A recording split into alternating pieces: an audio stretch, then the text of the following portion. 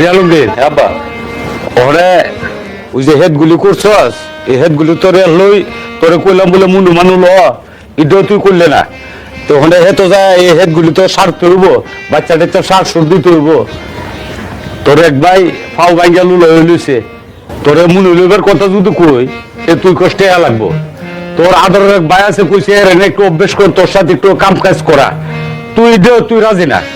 এলিগে হের শরীরের মধ্যে রুদ্র লাগবো তুই এটা চাস না আর কাম কাজ যেটা সেটা আমি বুঝলাম না। আর মনে হইলে টাকা মতো মনে করেন তারা যে টাকাটা দিয়ে মনে হয় এইটা আমার সংসারের মধ্যে বাংলা কাজে লাগে। এল্লা তুই করস না কত লইতে ফুরে পড়বে আচ্ছা, আমি ফুটতেছি, আমি ফুরি, সমস্যা নাই, আল্লাহর মধ্যে সব ঠিক আছে। আচ্ছা ঠিক আছে আমি জায়গা বাসতেন আব্বার খালি আদের আলাপ চালাপ, ঠিক আছে? এই তোমার আপা ভাই তুই আই ভাই আই ভিতরে আই গড়াই না না ঘর দেখতাম না হন তোর দামাই যে এই গড় গুষ্টি মানুষের হয়ে ফালতাছে হ্যাঁ তো তোর দাম একটা গাদা গাদা না হইলে গড় গুষ্টি পালে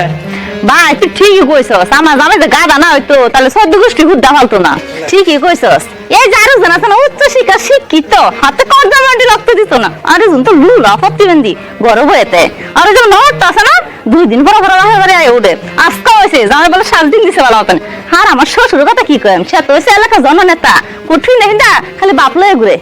আমার বাদে তুই জানতো আমার বাদে এই গাদা গাছে তোরে বিয়া দিলি